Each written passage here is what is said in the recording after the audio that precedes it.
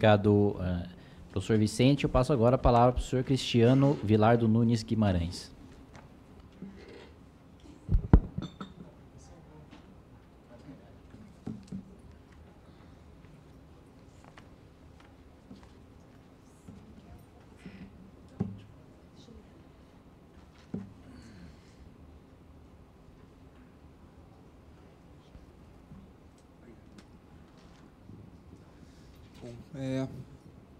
Uma boa tarde a todos. Sou Cristiano Vilardo, eu sou analista ambiental do IBAMA, trabalho no IBAMA do Rio de Janeiro desde... Está funcionando? Eu trabalho no IBAMA do Rio de Janeiro desde 2002. Então, trabalho com licenciamento ambiental e fico feliz, fico muito honrado de estar podendo apresentar a contribuição que advém dessa experiência e também no contexto específico que é representando a nossa Associação de Servidores. Eu acho que isso é digno de nota, né, num momento em que, enfim, há uma certa, aparentemente, uma hesitação, né, institucional do IBAMA em se fazer representar institucionalmente. Os servidores podem vir aqui e apresentar suas contribuições. Eu cumprimento a deputada e os deputados aqui presentes, elogio o trabalho do grupo, dessa comissão, do grupo de trabalho, como sendo um passo fundamental para a gente construir uma normativa mais adequada que o licenciamento tão necessita. Apesar de ser um tema bastante polêmico e bastante que atrai muitas paixões, eu acho que a gente consegue concordar num cenário geral. A gente tem aí mais de 30 anos de prática, talvez, voltando aos primórdios, mais de 40 anos de licenciamento, e se a gente considerar que esse licenciamento ele é feito no nível federal, estadual, e cada vez mais nos municípios, a gente, nesses 40 anos, desenvolveu uma diversidade enorme de regulamentações e de situações, de casos específicos. Então, uma lei geral do licenciamento, ela aparece como uma oportunidade de fazer um pouco mais de sentido nesse cipoal, nesse emaranhado de normas que hoje a gente tem no licenciamento. E também uma oportunidade da gente trazer esse aprendizado dessa caminhada toda, como o professor Sanches bem colocou. E acho que poucos discordariam de que a gente gostaria de ter um licenciamento menos parecido com a esquerda e mais parecido com a direita. O caminho é que, obviamente, não é simples. E aí eu tenho a sensação de que a gente pode se ver tentado, caro deputado Kim, a pensar em soluções mágicas, né? Soluções de atalhos, soluções que facilitem, uma certa obsessão aí pela simplificação do processo. E acho que a primeira coisa que a gente pode partir com um ponto de uma premissa importante é que não existe esse atalho, não existe essa mágica. Existe, na verdade, uma caminhada complexa e que precisa ser feita na base do diálogo. Acho que um bom começo é esse grupo de trabalho, porque ele está conseguindo trazer... eu tenho acompanhado as outras audiências e ele trouxe, em uma certa medida, né, os diferentes atores que precisam ter voz nesse processo. Dito isso, eu faço a minha primeira contribuição, talvez advinda da minha prática pessoal. Tive a oportunidade, ao longo desses 17 anos, de participar de muitas audiências públicas e conduzir algumas audiências públicas na minha vida. E posso dizer que o maior desafio é a gente ir além do aspecto formal da audiência. Juntar as pessoas e fornecer voz a elas é parte da questão. Mas talvez a parte mais importante disso é que essa participação seja efetiva no resultado do processo. Né? No licenciamento a gente vê muito isso, né? É uma acusação muito recorrente, que as audiências elas são feitas, mobiliza as comunidades e no final a decisão parece que já estava tomada. E eu faço muitos votos de que esse não seja o caso aqui. A gente tem evidências pelo contrário, né? pela circulação de um novo texto base ontem à noite, já refletindo, né, de certa maneira, o resultado das audiências feitas até aqui. E eu gostaria só de reforçar, que acho que é importante, que o que está sendo dito nessa audiência de hoje, nas próximas 3, que sejam também consideradas nesse processo. Né? Feito esse preâmbulo, eu acho que eu trouxe, considerando o pouco tempo que a gente tem, eu gostaria de trazer 4 principais contribuições para o debate. Acho que hoje é uma audiência em que a gente não está focando num aspecto específico, né, em artigos ou capítulos específicos, mas nos instrumentos de uma forma geral. E eu gostaria de trazer 4 contribuições ao debate. A primeira parece uma obviedade, talvez, mas é importante lembrar que, às vezes, no processo a gente se perde um pouco. uma lei geral, ela precisa ser geral. Não deve se perder em regulamentos muito específicos. A gente não pode esquecer, vou desenhar, quando a gente pensa numa lei geral de licenciamento, ela precisa ter essa característica de ser um guarda-chuva, sob o qual todos os licenciamentos do país vão acontecer, no nível federal, no estadual e no municipal. Vocês podem imaginar diversidade de situações, diversidade de contextos diferentes onde isso acontece. Então, cada vez que a gente entra, se propõe numa lei geral a fazer uma normatização muito específica, a gente está correndo o risco de engessar um instrumento que precisa ser flexível, precisa compor uma diversidade enorme. Então, na dúvida, uma recomendação para que a lei geral, lembre-se que ela precisa ser uma lei geral, né? E aí, acho que pouca gente há de discordar da existência de 3 pilares nesse processo, que deveriam basear a nossa discussão. O pilar da proteção ambiental, também acho que poucos hesitariam em considerar a proteção socioambiental. A segurança jurídica, a gente não está nesse processo em busca de outra coisa que não segurança jurídica. Se a gente sair dele pior do que entrou, é um fracasso, né? E, claro, prazos razoáveis, né? Ninguém fica feliz com prazos longos ou demorados demais no licenciamento. Então, o equilíbrio desses 3 pilares, eu acho que é um bom norte para o que a lei geral precisa entregar. Né? E, nesse sentido, toda vez que a gente perceber que um desses pilares está sendo privilegiado em detrimento do outro, é um sinal que a gente pode ter um problema. E aí, fazendo referência um pouco à fala do professor Sanches, enfim, aquela questão da percepção e versus evidências, né? Esse é um artigo recente que saiu, pesquisadores aqui brasileiros, que estudaram uma jurisdição que tem um licenciamento onde se estipulou vários níveis de simplificação, né? E essa pesquisa foi atrás dos empreendedores que passaram por esse processo simplificado em diversos níveis e perguntou para eles qual era a percepção deles, afinal de contas, do licenciamento. Se ele estava fácil ou difícil, se estava ágil ou lento. E, de uma forma geral, independia do nível de simplificação, a percepção do empreendedor é que o licenciamento continuava lento, continuava difícil. Então, tem um viés de percepção muito claro, a gente precisa entender melhor de onde que vem esse viés, mas a mensagem é clara, a gente precisa ter muito cuidado com uma obsessão pelo prazo. O prazo como fim em si mesmo, né? Porque a gente corre risco de apostar na redução do prazo e escantear os outros 2 pilares, tanto da proteção socioambiental quanto o da segurança jurídica. Uma segunda contribuição ao debate possível, e aí talvez seja já uma previsão do day after, né? Como é que a gente sobrevive à ressaca da Lei Geral do Licenciamento. À medida que a gente consegue chegar no fim dessa caminhada e aprova uma lei geral, no dia seguinte a gente vai passar a ser cobrado imediatamente. Agora os problemas estão solucionados, né? E a gente precisa compreender isso, né? A lei geral é importante, mas não resolve questões centrais sobre o licenciamento, né? E 2 exemplos aqui: capacidade institucional insuficiente e processos deficientes de planejamento. Na verdade, o licenciamento ele acaba atraindo esse conjunto enorme de críticas, né? E ele, na verdade, ele é parte de um conjunto muito maior e complexo. E aí eu vou evidenciar, falando em prazos, né? Quem lida com licenciamento na prática conhece isso. O maior componente do tempo de licenciamento é o tempo de prateleira. Pode ser um empreendimento maior que for, complexo, mais complicado, ele não leva 5 anos na mão do técnico, ele não leva 5 anos em debate.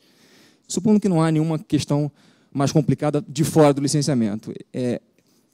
Uma vivência nossa lá no Rio de Janeiro, no Petróleo e Gás, em 2013, 2014, a gente, na época, era o maior licenciamento de petróleo e gás da época, era o chamado Etapa 2 do Pré-Sal. Foram 12 plataformas licenciadas, um licenciamento enorme que a gente nunca tinha feito antes.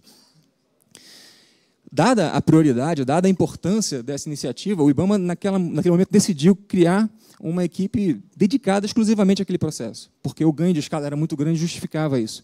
Então, esse processo teve, que a gente pode chamar de tempo zero de prateleira. Os técnicos estavam ali, no que a empresa respondia os questionamentos, no dia 1, os técnicos já pegavam esse estudo. E foi um estudo enorme, de 6.000 páginas, 14 volumes. E esse processo, o processo mais longo, mais complexo que a gente tinha tido até o momento, no Petróleo e Gás, no IBAMA, entre a entrega do estudo de impacto ambiental e a primeira licença, foram 10 meses. Então, para mim, esse é muito ilustrativo de que o maior problema não é a complexidade. Grande parte da composição desse tempo de licenciamento, que é um problema, a gente conhece, é o tempo de prateleira. E aí, se você perguntar para qualquer um também que trabalha com como é que você resolve o tempo de prateleira, também as respostas vão variar um pouquinho, mas a gente não vai fugir de, pelo menos, algo parecido com essa listagem aqui. Procedimentos racionalizados, ninguém questiona isso, não precisa de lei geral para isso, mas procedimentos racionalizados, acho que a lei pode contribuir alguma coisa, né, no que especifica, enfim. Tecnologia da informação, cada vez mais, mas, sobretudo, tamanho e qualidade de equipe. Isso é o básico, isso é o beabá, né, de fluxo de processo no licenciamento ambiental, e às vezes a gente esquece. E, olha, é muito importante. Se a gente entende que o maior componente do tempo de licenciamento é o tempo de prateleira, e a gente vai avançar com limitações em procedimentos, em tecnologia, a gente não vai fugir de falar de tamanho e qualidade de equipe. Talvez esse seja o grande elefante na sala, que eu tenho dúvidas sobre a capacidade, é sincera a minha perplexidade do que o projeto pode contribuir nesse sentido, mas é o grande elefante, a gente precisa endereçar isso de alguma forma. O contexto hoje ele é muito desfavorável, a gente tem situações de extrema limitação orçamentária, a gente sabe disso. Eu dou um exemplo dentro da minha casa, que é o IBAMA. O IBAMA hoje, apesar de ainda ser, né, enfim, referência, exemplo, a equipe que trabalha com licenciamento no IBAMA hoje é menor do que há 5 anos atrás. E apesar da demanda ter crescido. Né? Se o IBAMA está assim, imagino que isso se repita nos estados e municípios Brasil afora. Então, é uma questão central que não pode ser desconsiderada.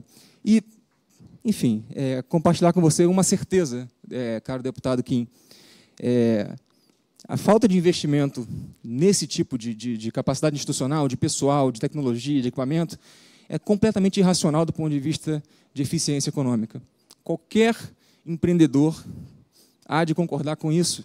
Se você pega as cifras envolvidas em 6 meses de atraso numa produção de petróleo, em 6 meses de atraso, 1 ano de atraso numa hidrelétrica, os valores que a gente está falando em termos de perda econômica global para a sociedade são muito superiores ao que a gente precisaria para ter equipes em número suficiente e em qualidade suficiente nos órgãos ambientais. É o tipo de economia realmente burra, né, que a gente não devia estar fazendo.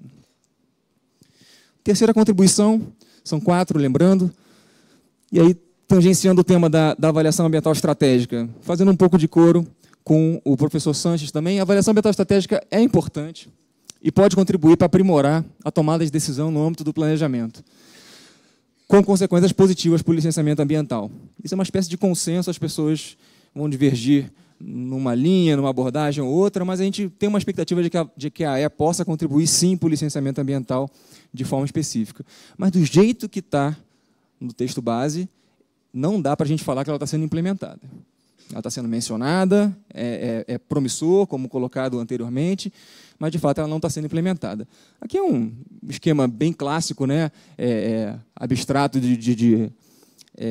da aplicação desses 2 instrumentos, né, avaliação de impacto voltada à análise dos impactos de projeto, né, e é o que a gente costuma lidar no licenciamento ambiental, e a avaliação ambiental estratégica se daria em níveis estratégicos de tomada de decisão, planos, políticas e programas com um gradiente de diretrizes gerais para o detalhe.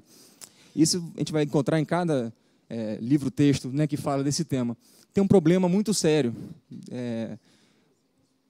Formulação de política pública e planejamento não funciona dessa forma. A gente gostaria muito que fosse fácil modelar o processo assim. Raramente os processos são lineares desse jeito, raramente são previsíveis, e enfim. Então, encadear da avaliação ambiental estratégica para a avaliação de impactos é um desafio, não só no Brasil, mas no mundo inteiro. E, na vida real, a gente sabe que o licenciamento ele não deriva, né? Quer dizer, os projetos que são submetidos ao licenciamento eles não derivam, né, de uma linha perfeita, assim, encadeada de tomada de decisão. Pelo contrário, como bem colocado, o licenciamento é o centro, é aquele ponto focal onde todas as limitações e dificuldades, né, de todo o planejamento, de todos os setores, é onde deságua. Ele é esse polo atrator e, consequentemente, ele absorve todas as limitações desses outros instrumentos. Né? Na medida que você falha no ZE, você prejudica o licenciamento, na medida que você não tem o AE... Cuidado que o último cara que apresentou um negócio desse... Eu não uso Telegram, não. Mas só uma brincadeiras à parte, também sei fazer PowerPoint, né? A mensagem que eu queria deixar é o seguinte: o que a experiência internacional mostra, e acadêmica também, se a gente quer que a avaliação ambiental estratégica seja mais do que um mero exercício, a gente precisa acoplar ela explicitamente a um contexto de tomada de decisão estratégica. Ou seja, não basta a gente citar e nomear e criar ela do ponto de vista abstrato, mas a gente precisa especificar e pensar muito bem que processos de tomada de decisão estratégicos ela vai influenciar, né? Porque tudo que a gente não precisa hoje em dia é criar mais um passo, mais uma burocracia, mais um estudo, mais um gasto de dinheiro. A gente no Brasil tem talvez aí quase 50 experiências de avaliações ambientais estratégicas feitas, em geral, sem uma exigência regulatória. Então, a gente tem uma experiência acumulada, mas o grande desafio é fazer com que ela seja realmente influente no processo de tomada de decisão. A gente não precisa de mais uma etapa, mais um estudo, mais um papel para ser gerado na consecução dos objetivos de desenvolvimento. Então, realmente, é um grande desafio. Uma última contribuição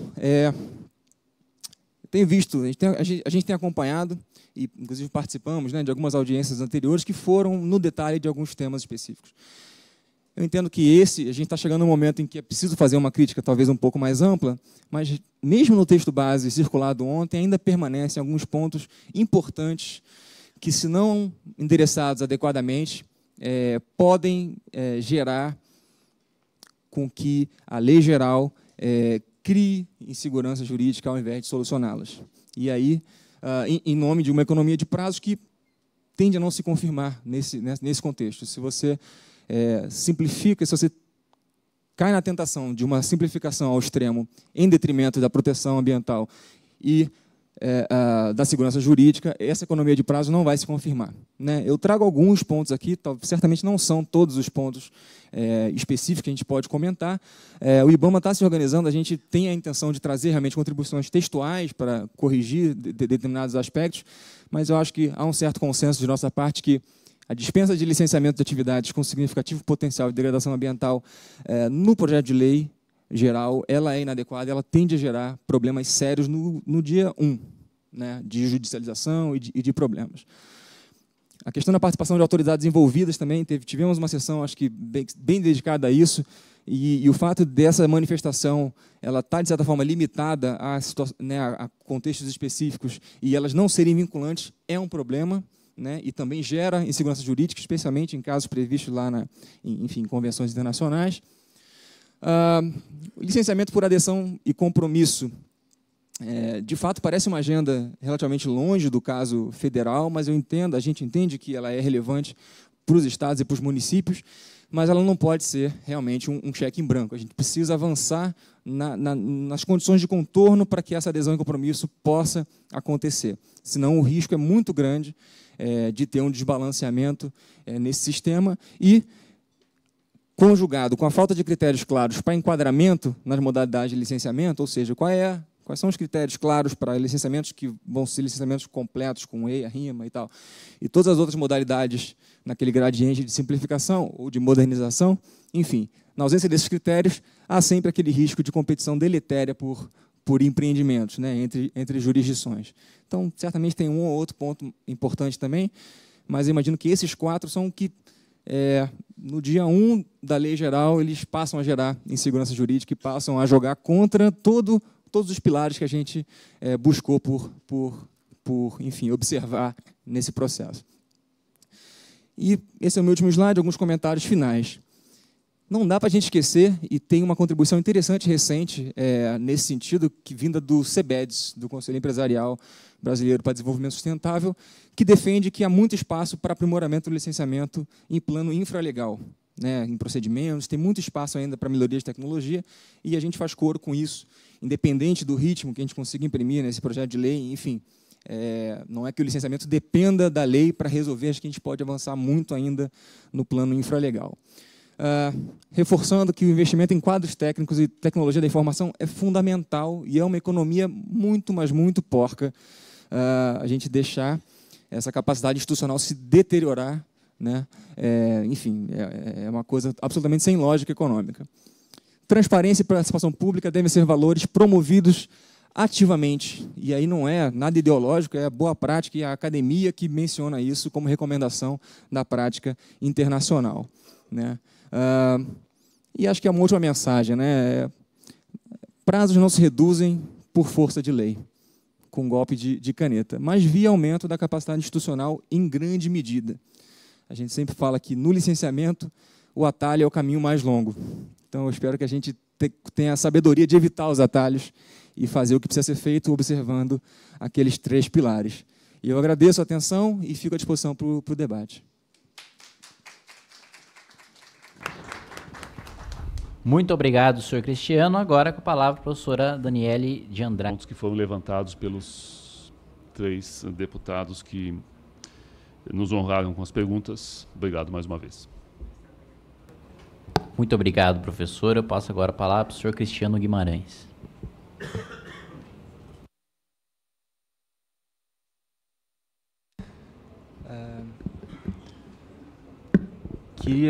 Acho que